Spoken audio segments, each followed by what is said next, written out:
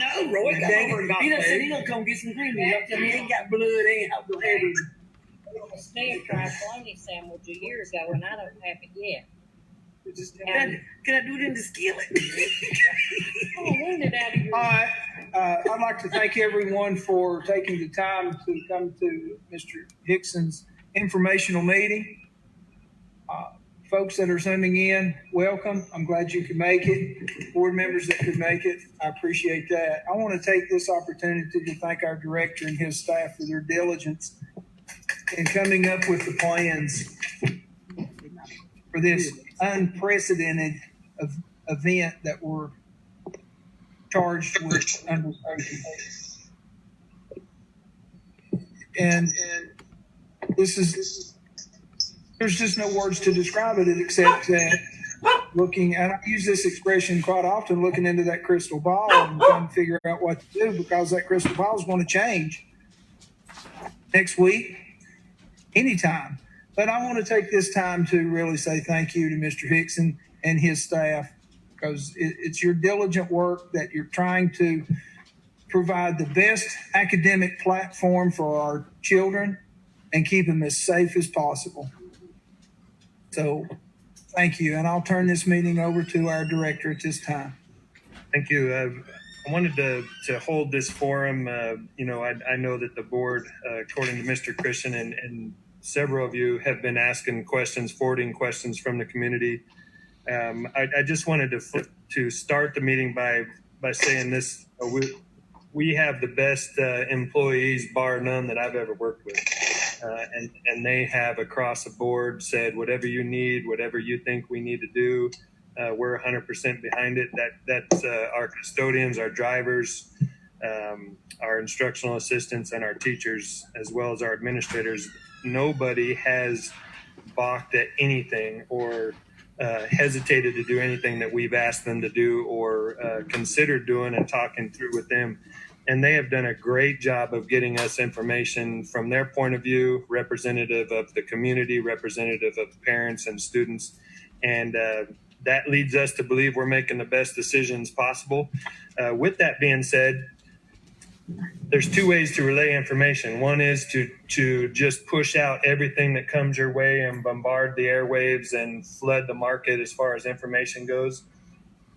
What that does typically is it causes it creates an issue where we send out some information, we send out some decisions before we have all the facts, and then we're altering those and causing a lot of frustration. We don't want to do that. The other way is to wait until we have as much detailed information and as much of a concrete plan as possible and get that out there so that we're sticking with that. Even though it's slightly later, it causes less frustration because we're not having to change after we've put the information out. Now, we're somewhere in between those, I'll be honest with you. We're trying to hold off, get as much detailed information, and then lay out those concrete decisions for opening and operating our schools. But this information is changing daily, and it's not an excuse. I'm just letting you know that it literally changes daily. For example, we were told that a symptomatic employee or student at the start of this process back in the early summer, late spring would have to stay out 72 hours.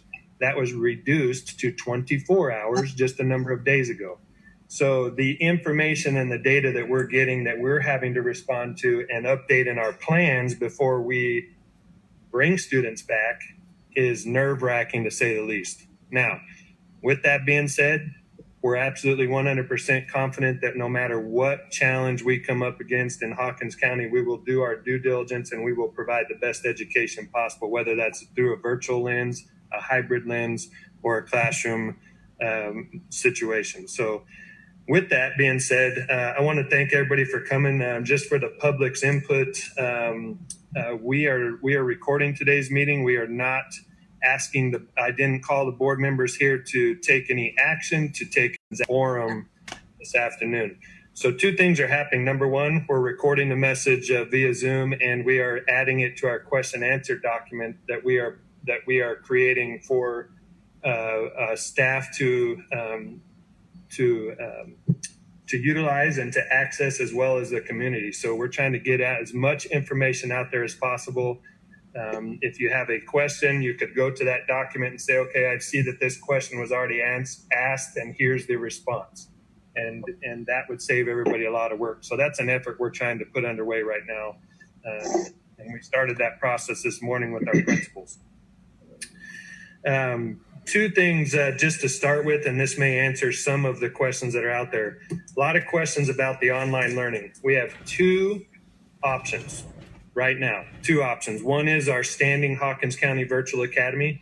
That is aimed at students who want to stay in the virtual field of learning pretty much permanently long-term. So we're looking at students that are in there a minimum of a year. Most of them that are in there this year already have been returning students from our pilot year last year. And they are, and a lot of those students are in there because they need the flexibility that comes with virtual learning. It gives them the opportunity to work an internship with a local company or employer. It gives them the opportunity to, if they're advanced and they get their work done quicker at a quicker pace, it gives them the opportunity to enter the military early for some students. It gives opportunities for dual enrollment, those that are taking college courses during the day. Maybe that's the only point in their schedule that those college courses work that they need to take. So they take our classes around those college courses if they're dual enrollment. It's a very rigorous program, and it is costly to the system. So we limited those spots to 150. Those were budgeted for. Last year was 40. This year was 150, and that is completely full. That's a good thing. It's full, and there is a waiting list at this point, and a lot of those people on the waiting list are going over toward the other program. The second program is our new e-learning program, and it was formulated specifically for those that had some cautions or concerns behind the COVID situation and how that might impact school. We started looking into that months ago. We surveyed the public, but at the time our COVID positive rates were extremely low. There wasn't a large demand. We were looking at like 8 or 9% at best that wanted that online opportunity. And now we're looking at over 850 students, possibly, that want that additional online opportunity.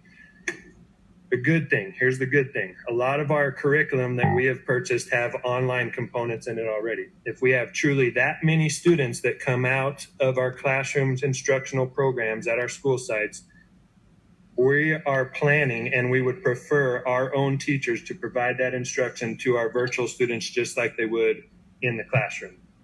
Bar none, I would prefer our Hawkins County teachers to provide that instruction. But those are the two programs we have right now.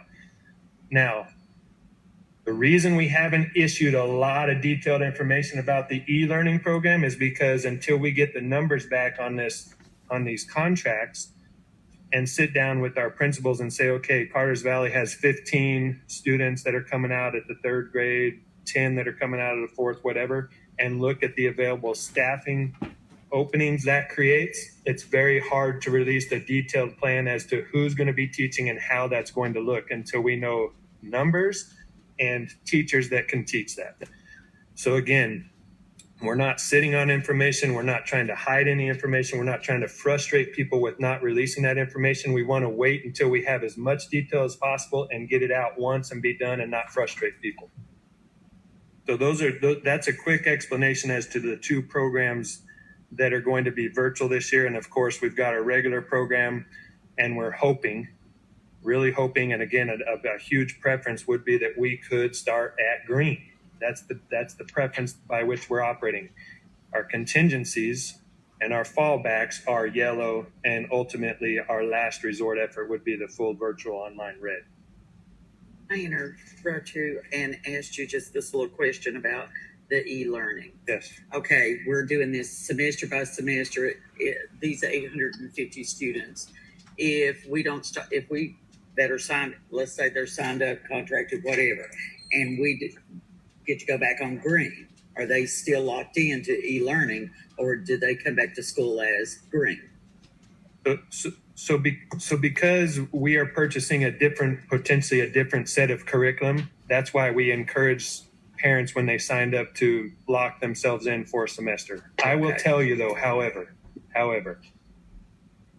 In your scenario, if COVID has a vaccination, it goes away, something great happens with it, and we're able to return everybody to the classroom, we will work with every single parent to get every single parent's kids who wish to come back as quickly as possible and off of that hybrid or virtual program.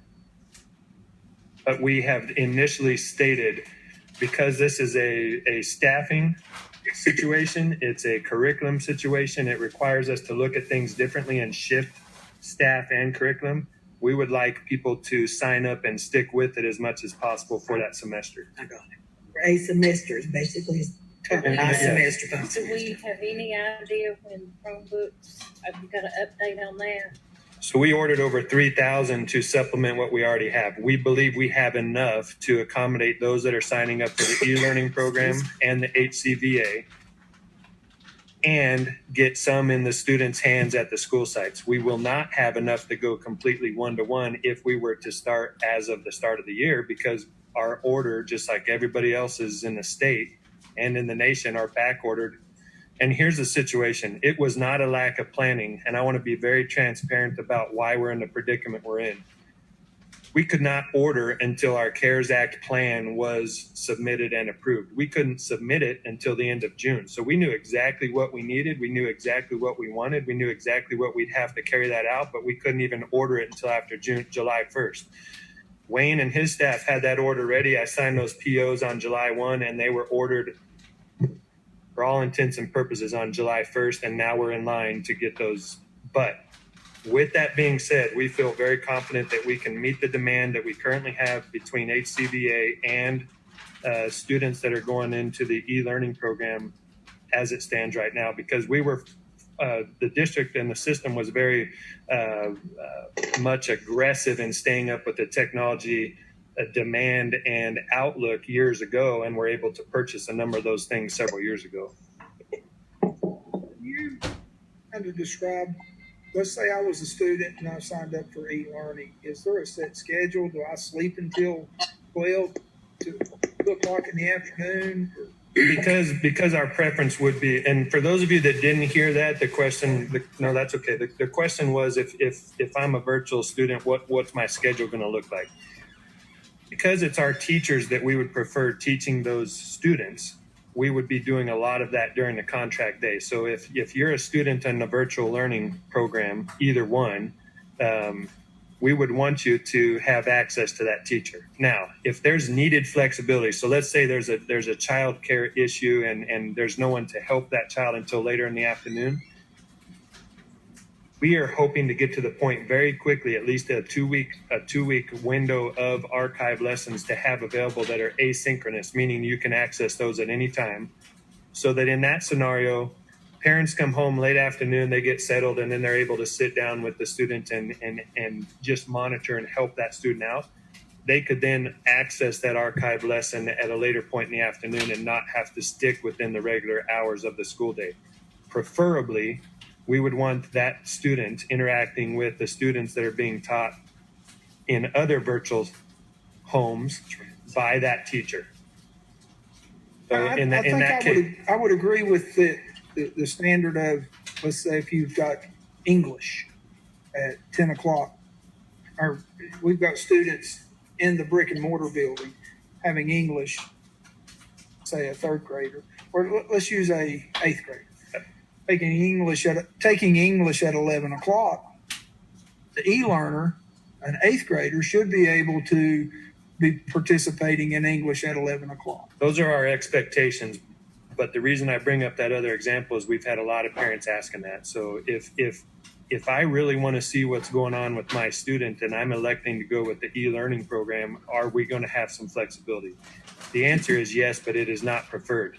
You are still going to be held accountable for your attendance. You're still going to be held accountable for your work completion, just like you would if you were in the classroom.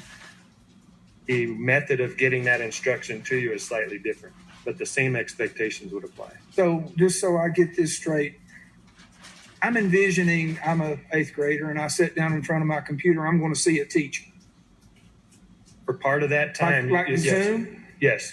So So that's a great question. So the state continuous learning program, which I mentioned to you at the last board, at the last time we all met in a formal board meeting, that continuous learning program is due tomorrow to the state.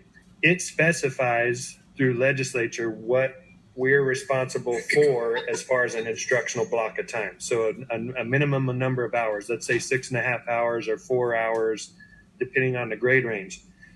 In those situations, for each subject taught, there's a minimum amount of teacher interaction time, direct interaction time, or direct instructional time for each student per instructional block or per topic. So let's say in the elementary level, you have math, English, social studies, science. Let's just take those for right now. 25% of the English language arts block time would require a teacher to be teaching directly that student, even in virtual classroom But settings. it could be multiple students, like, Yes. like Zoom. Yes, yes. And just like any classroom setting, you're teaching a classroom of kids or a small group of kids if you're pulling them up this group work, but you're still having that teacher to student interaction. Yes. Okay, thank you. But to add to that, not the parent that says she has a kindergarten, a second grader, and a seventh grade. It's all what she's thinking of doing e-learning, or they have autoimmune issues.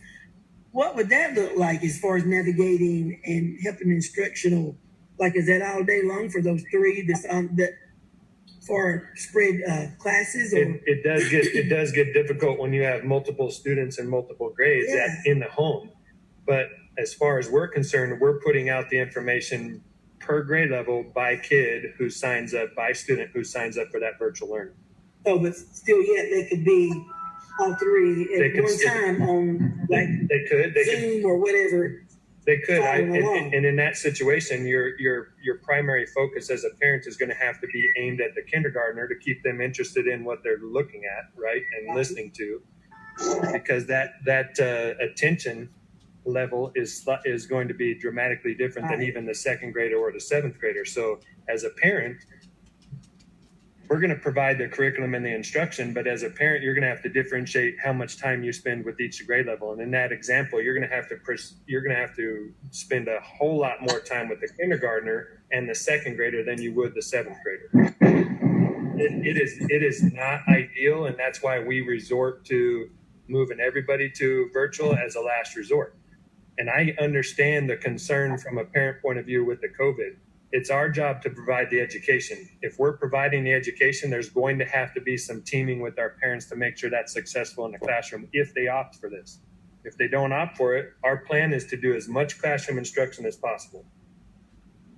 And if they do go to school, and I know you've got all these precautions in place, are you going to separate into the, like, we're 6 foot apart? Are you going to try to do that? Yes, if you look as at much as possible. Yeah, if you look at the plan, when we get to even in the green for class sizing and spacing, it Right. mentions that we're doing the best we can to help spread those students out. Because even if we're in green, we're trying to prevent any flare-ups or anything from growing within the school system, right? If you move to yellow, remember we're aiming for having 50% of our 3rd through 12th graders there at any given time. So we're naturally going to be spread out and using more classrooms. The other classrooms that are empty are going to have half of the class sizes in those cases too. So we even have the ability to spread out even potentially further on the yellow zone or the yellow phase than we would the green.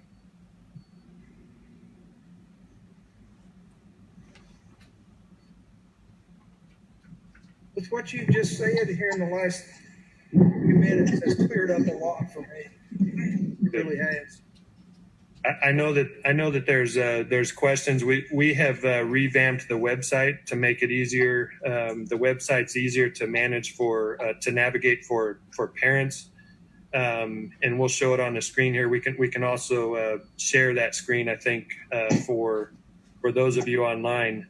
But that particular website has been revamped as late as today with updated information to make it extremely easy to navigate and to find information. So I'll have Wayne pull that up 1 second.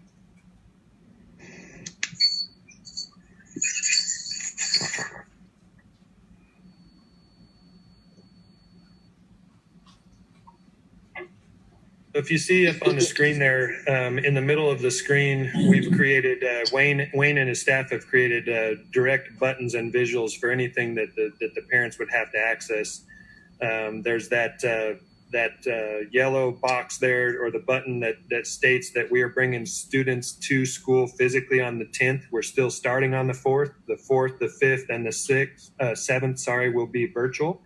But we're doing things as normal as possible, things that the students and the parents would experience the first week of school, but we're doing so virtually. One of the decisions behind that is because we have polling going on at multiple school sites. We're going to have a lot of visitors and a lot of people there. We feel that it's safer. Other school systems have already pushed back their start date. We felt like we needed to keep our start date, but we would do our informational releases and things that we typically did that first week of school through a virtual format. But that notice is there. The e-learning button is there. The school reopening plan and any updates. As those are updated, Wayne, I simply send those updates to Wayne, and they are the newest updates are there with the date in red on the plan, so that you know exactly when it was updated. We have digital resources for students and teachers. So if you are going online, especially for the first time, there's things there that will assist parents in getting through some of those pitfalls, especially for the first time. And you can see there's a lot of resources there already, and we're adding to that. I've mentioned the consortium work. The consortium work for the first region here in Tennessee is very exciting, and I'm glad we jumped on board with it, because they're going to have lessons available, online lesson formats for teachers to follow for every single grade, and they are plugging away like crazy at it right now. We have Hawkins County teachers participating in that, creating model lessons. Those lessons are ready to go to where you can pull them up for a second grade, for example. It'll have what to teach, what resources to pull from, websites and videos, all contained within that one page that the teacher can access. So we've got a lot of resources available to us that we can pull and make use of here very, very quickly, and we feel confident about that. Now, with that being said, we're not going to settle. We've looked at several curriculum vendors for this e-learning platform. And that's where we're making those decisions. Do we stick with what we're typically doing in the classroom and having those virtual teachers teach that, or are we going to do something that's already kind of providing a framework from which they would work? We're not going to settle and just get something that's already pre-canned unless it meets our overarching goals. So we are still weighing through those options as we're going. Back to the website, of course, anything that comes up with coronavirus as far as updates and resources will be posted there. And then child nutrition. We've gotten the most questions regarding masks, regarding online learning, and child nutrition. Those are the three areas that we've gotten the most questions from. And so you'll see here that a lot of the resources and right in the front and center portion of our website are aimed at a lot of those questions. So we as board members, if we're questioned, it'd be safe to say we just refer the questions to or the folks to the website. Correct. Most answers will be able to be found here at the website. And I know that child nutrition, I know that anybody in child nutrition would take phone calls if they call over there. We've been doing the same thing. I think on average, Thomas as the secondary supervisor, Lori Allen, the elementary supervisor, Beth and Reba Michelle, and myself have spent numerous hours on the phone, and that's not a concern. That's not a complaint. It has been very beneficial to sit there and listen to the concerns, the questions, and be able to reinforce and being able to support our parents with some of those concerns and questions. And 100% of those phone calls, I would say, have turned out to be very positive in the end. Parents, because of what they're seeing in the news, what they're seeing spread about on social media, and the fears and concerns, are very concerned at times. And it's good just to be able to talk to somebody. With our school sites closed up until this last week, it's been very frustrating. And I to answer your question, Chris, If they can't get a hold of the answers they're looking for by going to the resources there, by all means, call my number, call Lori's number, call Thomas's number, Brandon's number, anybody, and we will get them their answers. I know Sis Byington and Patty, the two receptionists, have been very good at getting us, hey, this is a secondary question, this is an elementary, this is online, and we've been tracking down those answers for weeks now, so it's been good. And two, our principals are basically at their schools now. Yes, they are. So concerned parents could call the schools. Yes. How would you feel about if the parents went to the school during normal business hours for our school? So we're unfortunately under those COVID law regulations. I would not hesitate to have. I don't think any of our principals would have any issues with meeting with one-on-one. We just need to keep those groups small, and if they could call and set up a time, that'd be best. Yeah. I would agree with that. I didn't know if it was acceptable for Absolutely. a parent to contact the school. Yep. And Our principals, when we met this morning, they have more information now because we were at a point in time where we could get a lot of the meat to them and sit down with each of them. And it's to the point now where they feel a little bit more comfortable with where we're going. And that's just proof that we didn't want to release things that would cause people a lot of frustration, because if we release it and change it and release it and change it, that yo-yo effect is very frustrating. Trust me, because I feel like one right now. I guarantee From what the state has said and pulled back on, both between the health department, the Department of Education, and other resources. The Department of Education today basically said, do you have any questions whatsoever? And they have been very good with resources and providing support, but they're getting mixed messages too.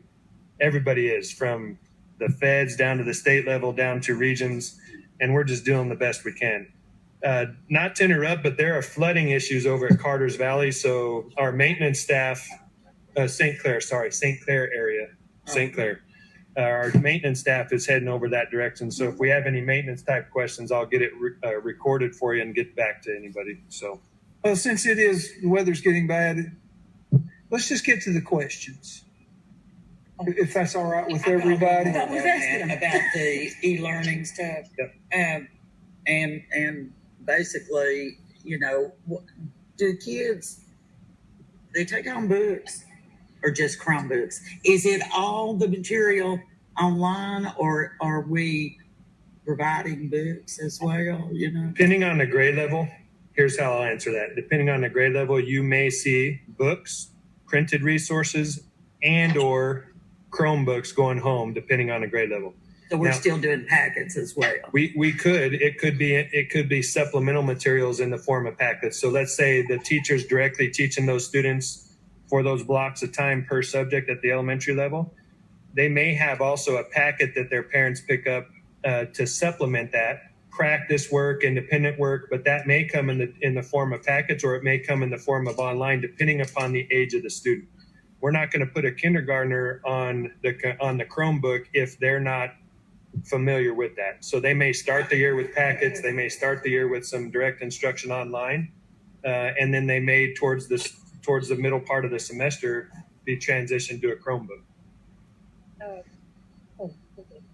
I have a couple of questions from teachers, actually, first and second graders, that are concerned about the changing of the cleaning days, that they felt more comfortable with the first read that we had of separating the groups A and B just because of hygiene and smaller kids. Second thing that they were more concerned about was that now that there was going to be 4 days on, of like kindergarten through whatever grades, and then a break, that was concerning to them as well. Sure. So a couple things have changed since I talked to all of you. Shannon and his staff were able to purchase electrostatically charged sprayers. And those sprayers, you can cover 10,000 square feet in about 10 minutes. Oh my God, I need some of that. If you're familiar with powder coating, the spray only adheres to things that can be conductive. So it can go underneath the desk, on top of the desk. You don't have to wipe it. It stays wet. It dries within 5 to 10 minutes, and those students can come right in afterwards. So our ability to clean each room top to bottom and sanitize them in between student groups dramatically shifted because of that equipment purchase. Each teacher is going to get a bottle of spray that they can use throughout the day with 3 microfiber cloths that are cleaned weekly. And those can be used in between student groups or after activities at a small table, a group, that type of thing. So because those things changed and because we talked to our principals and we found out that the teachers really wanted to try to get 3 solid days, a Friday, a Saturday, and a Sunday for those teachers to have to reflect on the week, to look at the planning resources that are necessary for the following week, the Friday made the most sense. The third reason is because Rogersville City is going with a Friday planning, and we wanted to try to keep the kids, the siblings between our system and Rogersville City somewhat similar to.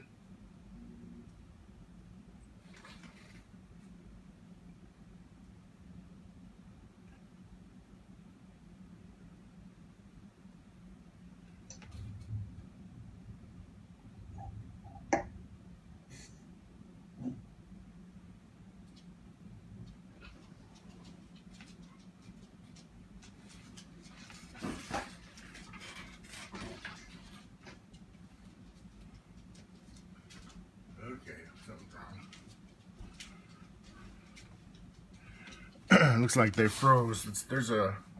It's storming all over the place, so there they are. Are they coming back?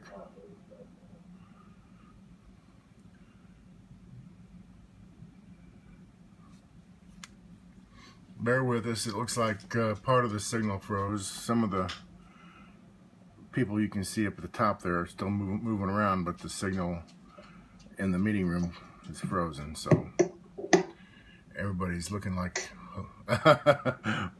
they're all in the same boat. So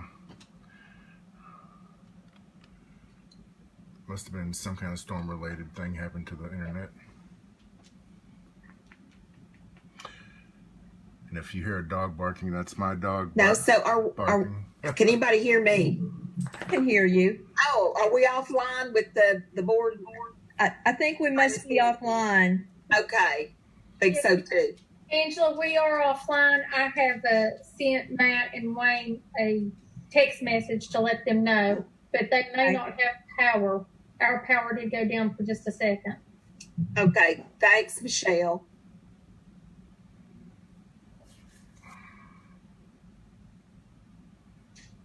Okay, I just got a response. They are down. So I will let me ask him if we need to leave the session and then come back up.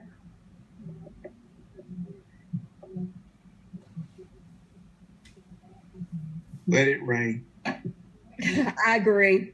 Let it rain. We need it. We need it bad. Is it storming up your way, Bob? No, it's sprinkled just a little bit, but no, it's not storming. I mean, it is coming a downpour here. I mean, lightning, thunder, the house shook a while ago. Wow. No, we're not getting anything like that. It's the same here at central office too. Like thunder, winds.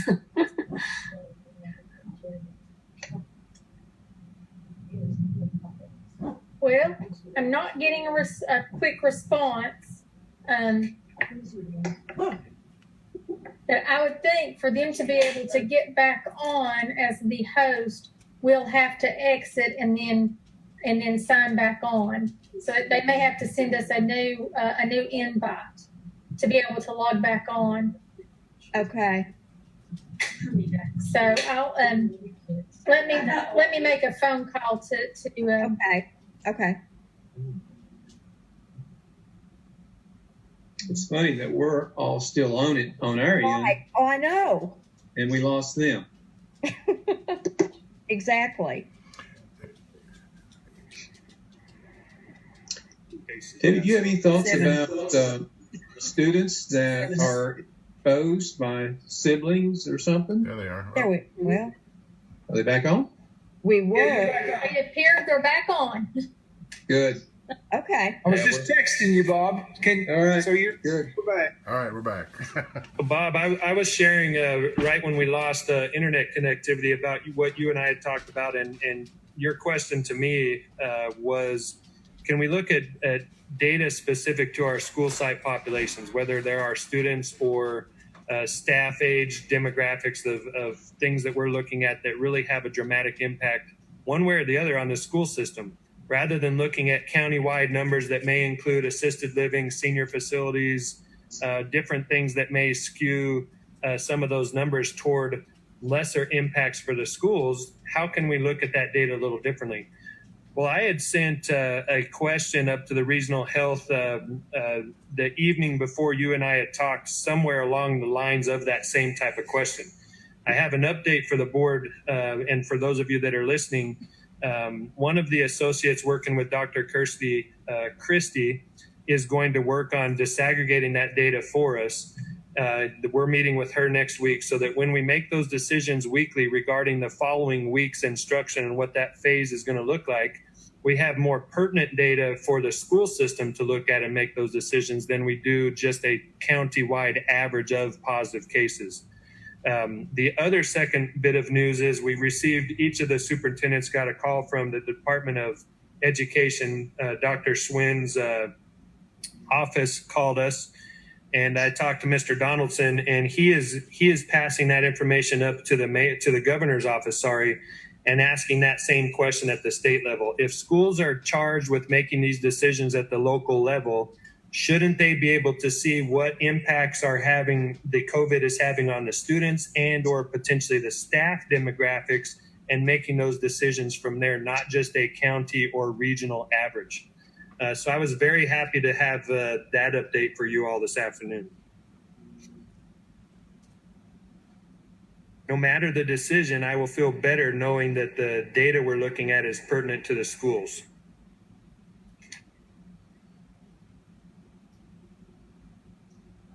Another question from a teacher that not say compensation, but they know that they're probably going to have some additional duties added because of the opening procedures.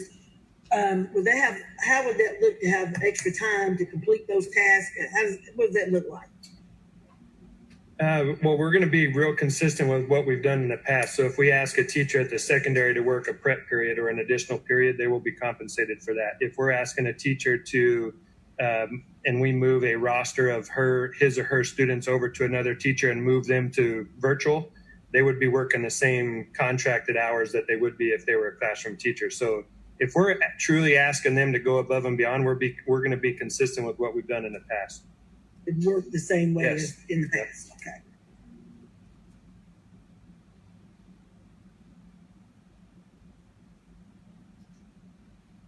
Simple question. Matt, can I ask the question about students being exposed but not testing positive?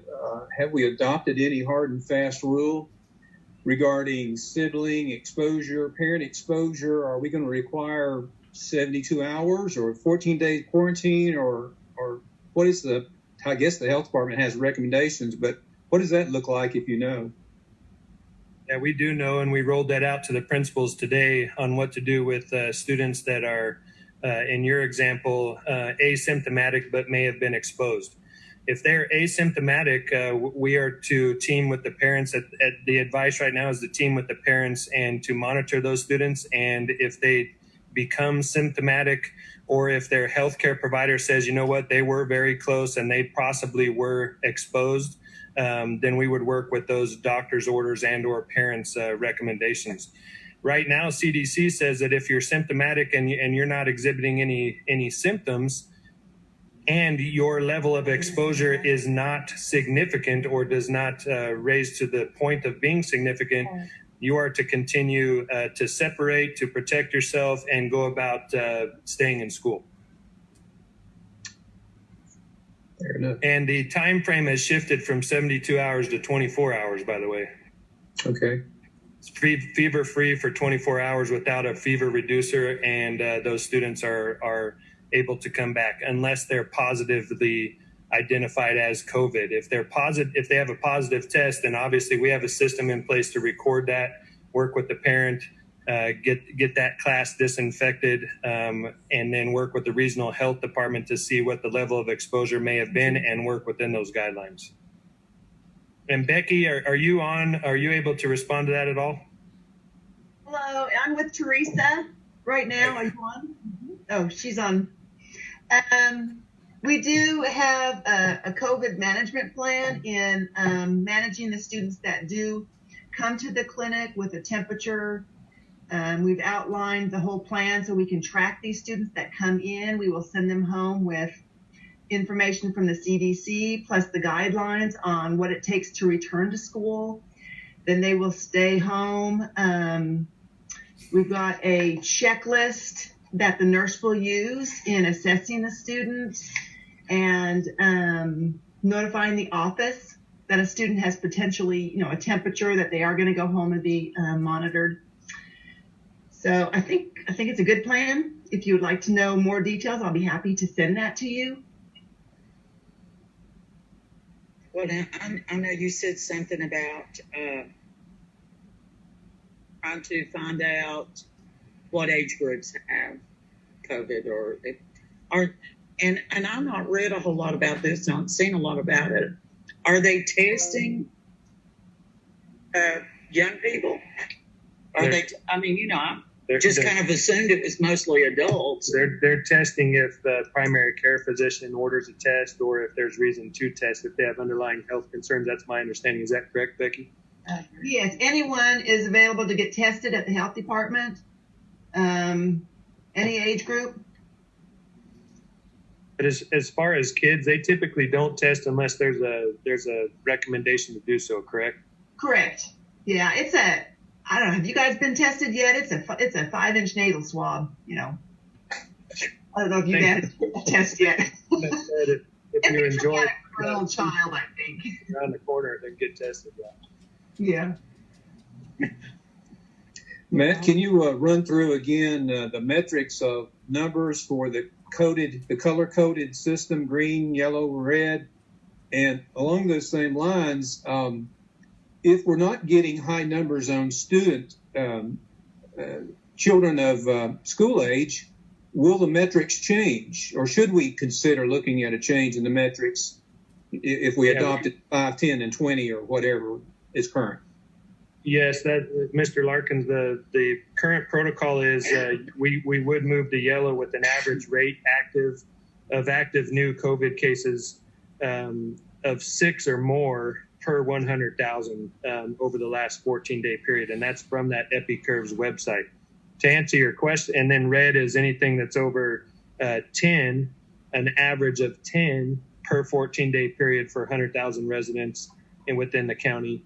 That is the information that all surrounding school systems is using. It's that rate of new cases per 100,000 over the last 14 days, an average of. And the fear there is that other age groups, other populations within particular counties can drive those numbers up and spike them. For example, those schools that are in and closest to Sevier County, for example, that have a lot of people coming in from outside, you've seen those numbers astronomically high, but it may not be necessarily exposing their students in a school setting to that particular growth of COVID. Another example would be Hamblin County. When they tested their prisoner populations, those particular rates skyrocketed and their school system had to react to that. So my desire, and I don't know if it's possible at this point, but my desire would be that if we're going to alter our educational model, we should be looking at data that's pertinent to our students. So to answer your question, yes, if we're able to look at a different set of metrics and we're able to nail down the impact to our students, I would prefer to look at that and base those decisions off of that rather than a countywide across-the-board average. Great.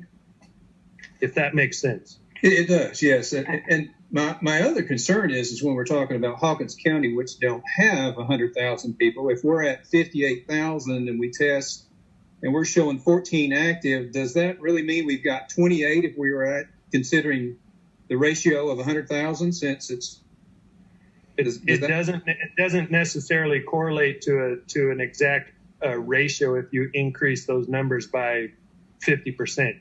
And that's what the regional health is saying. It's saying that it's region specific. And so that leads me to believe that we really need to look at the numbers affecting our students and the staff that work with the students.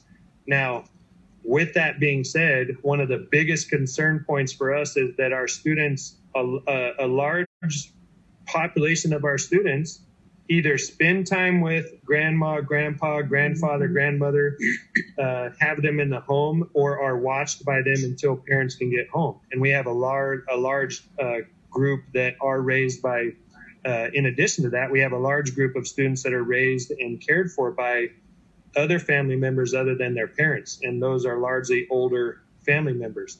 So we have to take that into consideration, even though our number one job is the safety of our students and the education of our students. We have to take into consideration how that may impact who they're living with and putting them at risk as well. Thanks.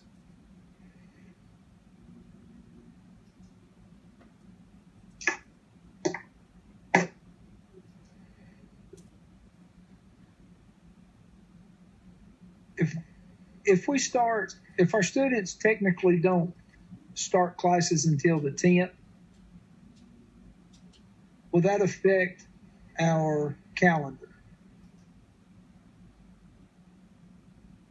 Or will the 4th actually be our start time? As long as we're Zooming or virtually meeting with our students and our staff and our parents, and we're doing the same type of work, the 4th, the 5th, and the 7th, we're considering those instructional days because we're going to code those as virtual instructional days, and that should not impact our 180-day calendar.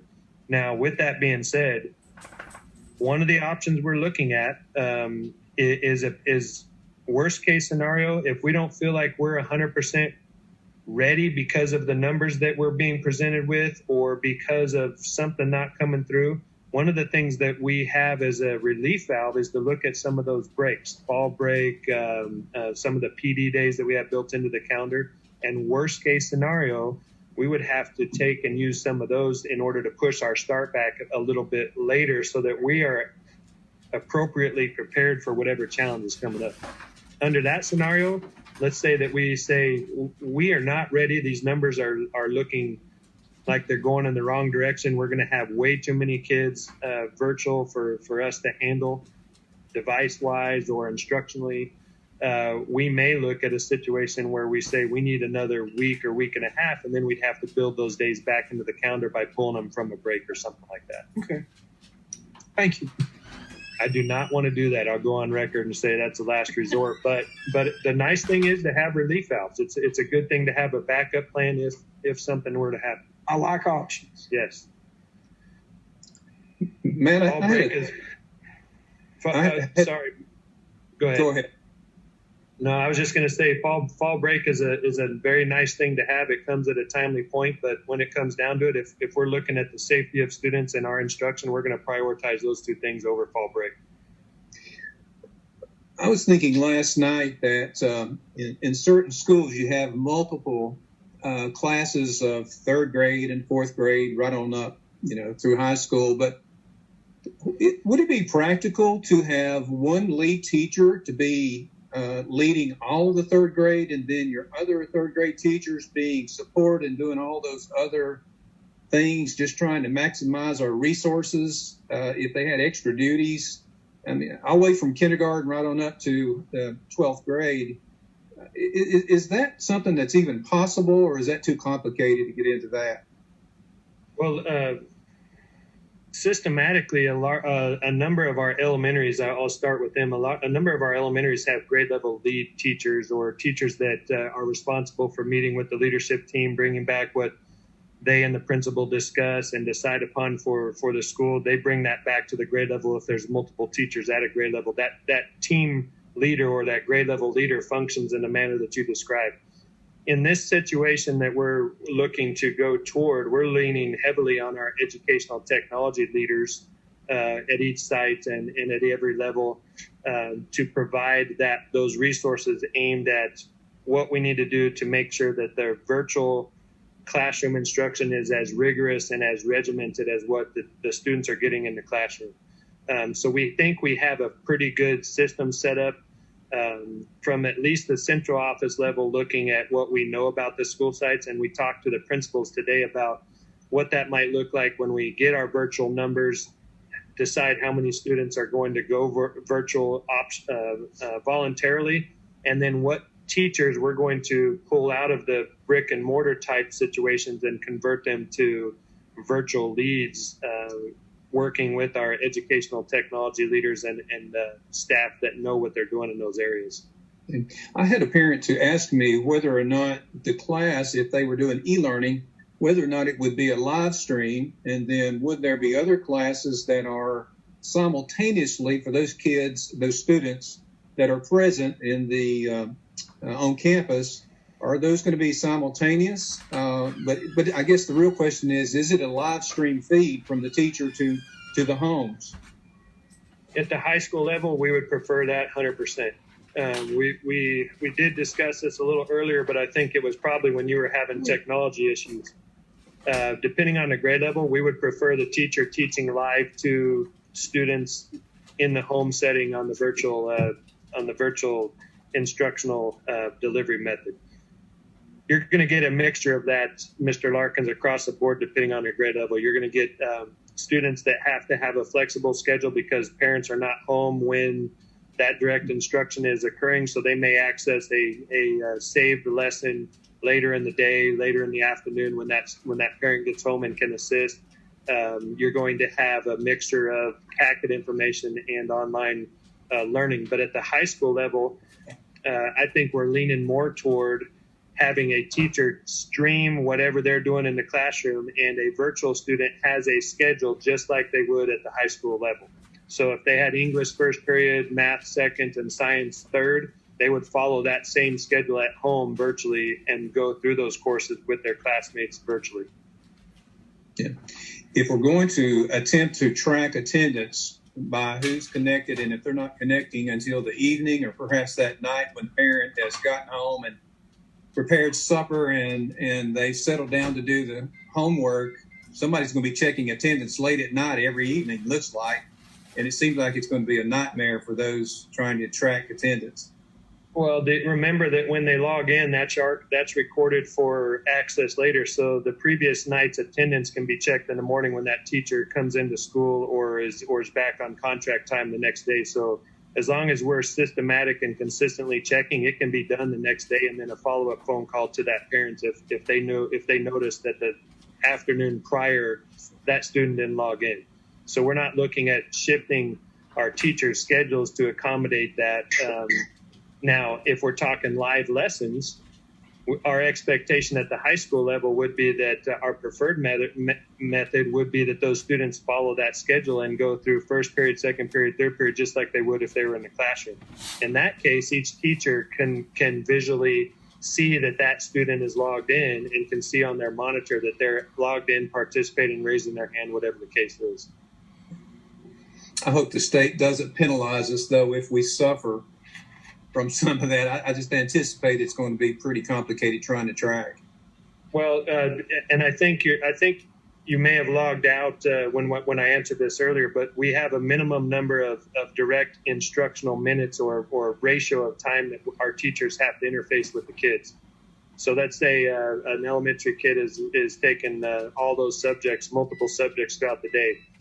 In English, the teacher has to be directly teaching that student 25% of that overall English block time. Same thing with math, same thing with science and social studies. So whether that's asynchronous or synchronous, we're still responsible as a school system to ensure that 25% of direct teacher instruction is taking place. Okay. Good.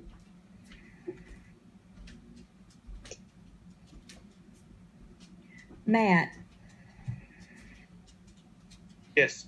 Have you heard anything from the Department of Ed coming down about waivers for state mandated testing or attendance this coming year because of the COVID? Not particularly waivers. They are adjusting and making clear that we understand through our continuous learning program that's due tomorrow what the minimum set times are for kindergarten and then first through 12th grade. So those minimum instructional minutes have to be met whether we're virtual or in the classroom. And they've made that very clear, as is the minimum instructional year being 180 days. Waivers for testing, they are pretty adamant that we are going to test this year. Okay. Here's why this is a big reason we would prefer our own teachers to teach our students virtually. They are going to get a roster of students in a virtual classroom. They are going to be responsible for how those students test. We do not want a teacher assigned students and then someone else to be teaching them, and then for those students to be tested on our teacher's roster and have that teacher have no control over those results at the end of the year. So that's why we're preferring our own teachers deliver that instruction, whether virtual or in the classroom. Okay. But yeah, to answer your question, I wouldn't be surprised if we're all going back and forth between, let's say, a hybrid and a virtual. As a state, I would not think that isn't a possibility in the future to see more waivers come through. But remember, we couldn't test last year, and I know that the state, as part of the federal funding, requires that we're demonstrating student success. So I think that there's going to be some pressure from the Fed level, especially with this push to get everybody back in school. I think there's got to be some mechanism for demonstrating student success or not. Okay. Thank you.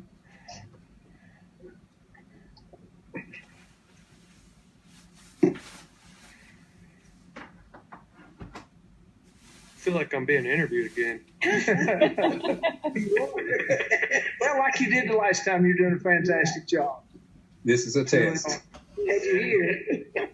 Well, folks, does anyone have any other questions? Folks coming in, you got any comments, concerns? Well, Chris, I'm like you. I think Matt and the entire staff has had a monumental task in front of them. And I don't desire to be in his shoes today. And I know it's changing by minute. So I just want to say kudos to the staff and everybody for hard work. And we really appreciate it. Good job. I agree totally. Thank you. I would thank you all. You guys have been a huge support from day one as far as rolling with the punches and the changes that are coming your way. And I know that you're each getting phone calls. I know that you're getting phone calls daily, multiple phone calls, emails, texts. And that's because of who you are. And that's because you've built personal relationships with communities that you serve. And I wouldn't hesitate to shoot me a text the minute you get a question. I will do my best to get that back to you, to call me, to shoot me an email. If it's easier to type them up and get those questions to me in email. We're doing the same things with the parents that contact us directly.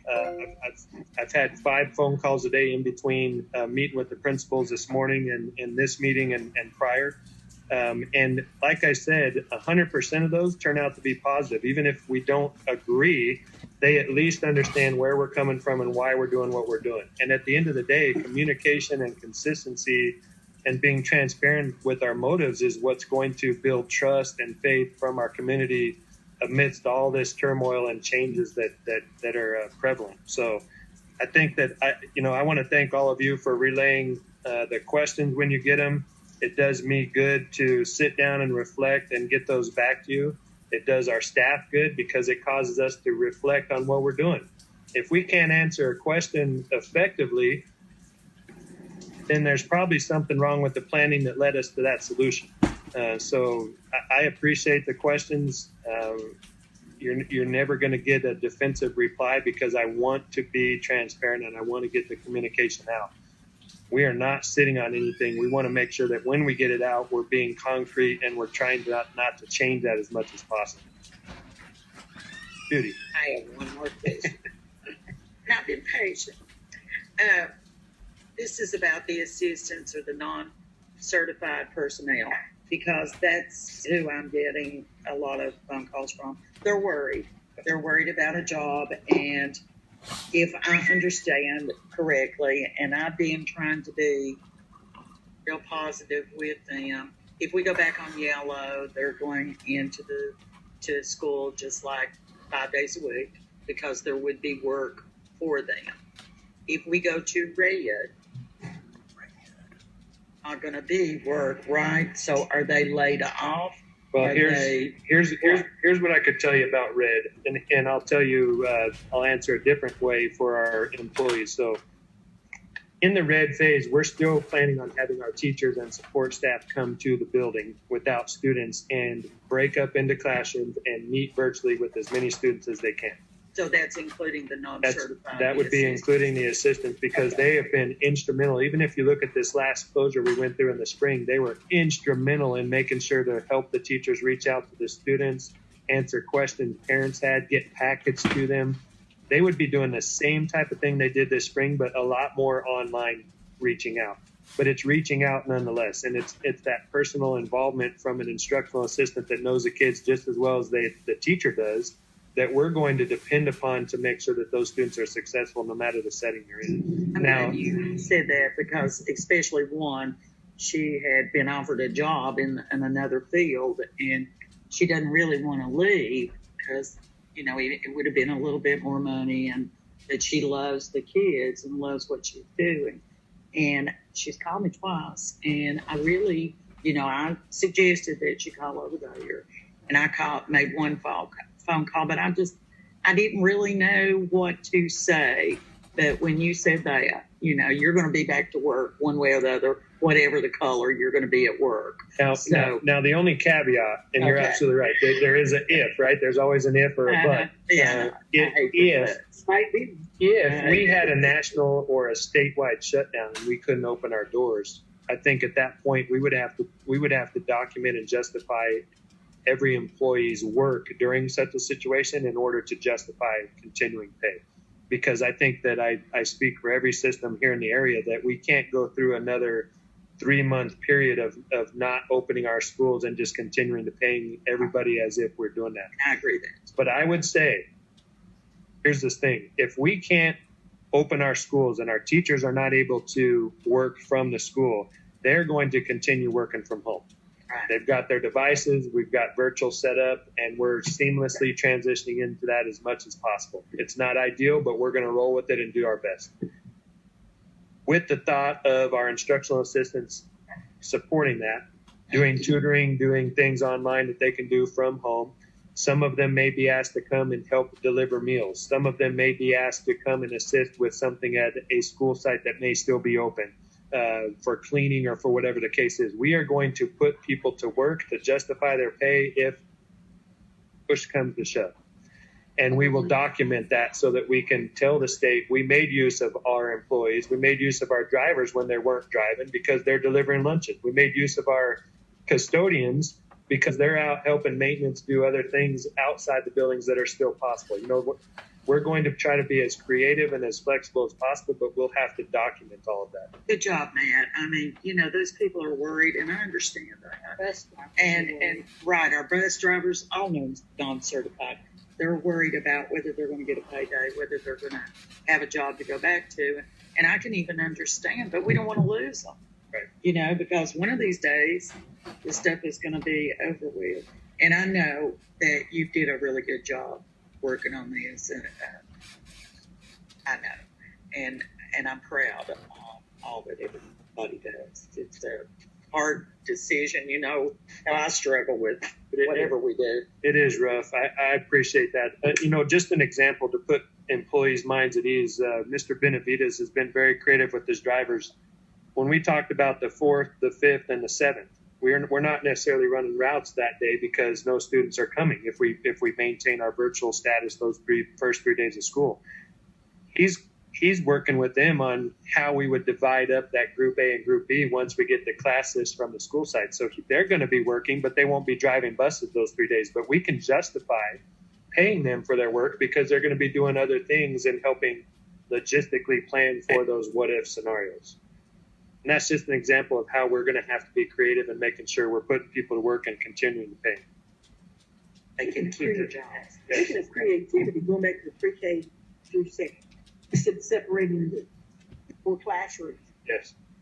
Teacher classroom was like 17, 18 students. You separated, then will those people be used to man those other students outside of that main classroom? Correct. Good example. So JRP, if you look at JRP, they're kindergarten through 2nd grade. If we go yellow, they feasibly would be working as if they're still in session for 4 days a week, right? Because yellow, we go Monday through Thursday, 2 groups, but they're kindergarten through 2nd grade.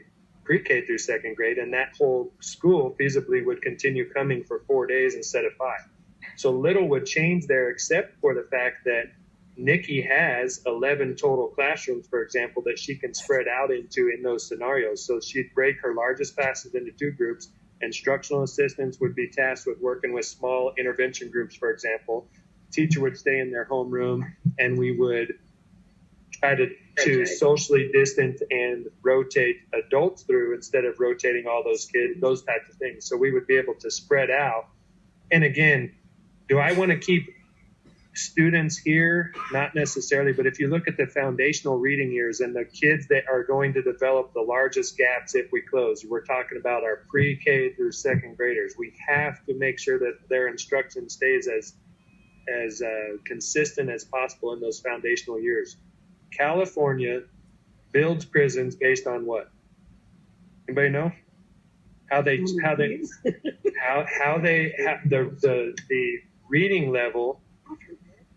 reading level of kids at third grade. If they're below grade level at third grade, they figure a ratio based on that number to configure cell spaces as they become adults. That's how important it is to make sure our students are at grade level by the time they're at third grade. And one of the biggest indicators of that is reading ability. If they can read, they can do math, generally speaking, because they can compute, they can figure out a problem, they can be taught in different ways. Math is different than reading, I understand that, but the biggest thing we've got to do is ensure that kids read before they get to third grade at grade level.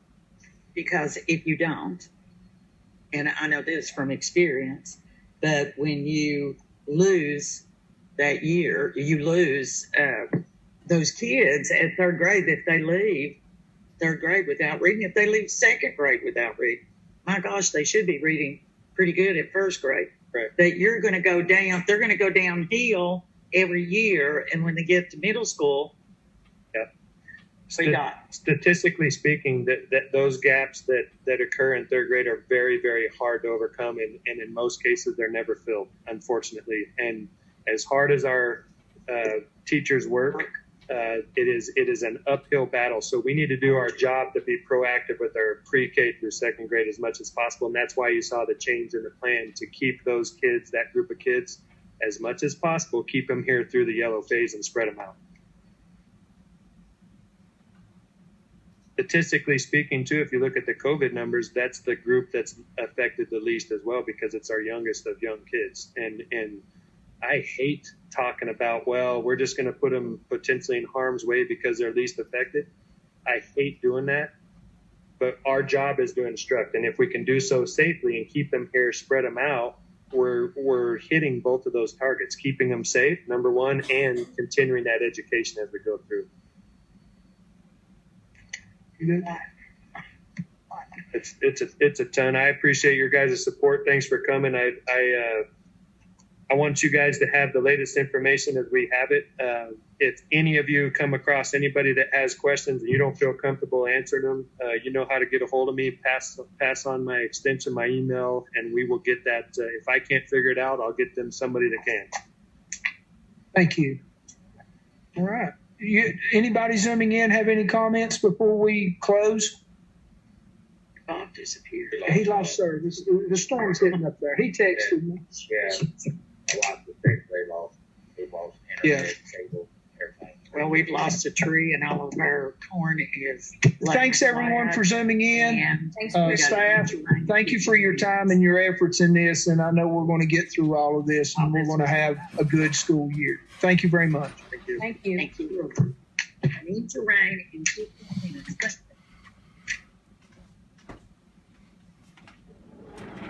Okay, I hope that was helpful. Information keeps changing on a daily basis. There was information that was in an article that was in the Times News on Tuesday that had changed by Wednesday. So what you've seen here is the latest that they're saying. So I hope that was helpful, and we'll keep you updated as new information comes about. So I'm going to go ahead and sign off as well.